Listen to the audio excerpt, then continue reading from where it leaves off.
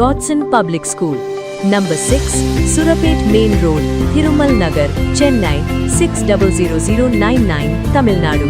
கன்னியாகுமரி மாவட்டம் தெருக்கடை பகுதியில் உள்ள டாஸ்மாக் கடையை அகற்றக் கோரி பொதுமக்கள் போராட்டத்தில் ஈடுபட்டனர்.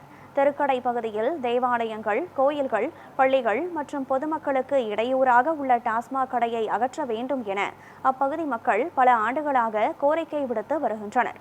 இந்த நிலையில் டாஸ்மாக் கடையை மூட நடவடிக்கை எடுக்காததை கண்டித்து பொதுமக்கள் கடையின் முன்பு தொடர் போராட்டத்தில் ஈடுபட்டுள்ளனர்.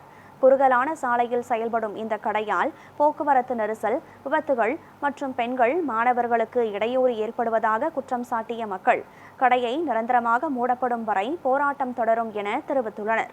இந்த போராட்டத்திற்கு பல்வேறு அரசியல் கட்சிகளும் ஆதரவு தெரிவித்தன. இந்த வழியா தான் ஸ்கூல் பிள்ளைங்க போகணும், இந்த வழியா தான் காலேஜ் பிள்ளைங்க வரணும்.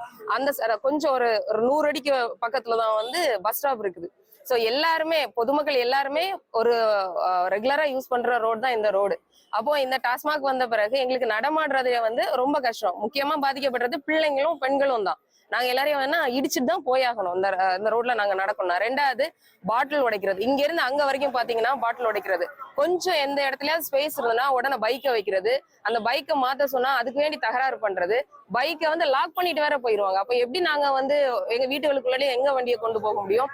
ரெண்டாவது இங்க இருந்து அங்க வரைக்கும் துப்பி வச்சிருப்பாங்க. நம்ம போகும்போது துப்புறாங்க, சிகரெட் அடிக்கிறாங்க. பொண்ணுங்க எல்லாம் போனாங்கன்னா அவங்க பேசுறது, விசில் அடிக்கிறது, கூவுறது, இந்த மாதிரி எல்லாம் இன்டிசென்ட் எல்லாம் பிஹேவ் பண்றாங்க. இதை விட மேல எங்க வீட்டுல எல்லாம் சின்ன பிள்ளைங்க இருக்காங்க.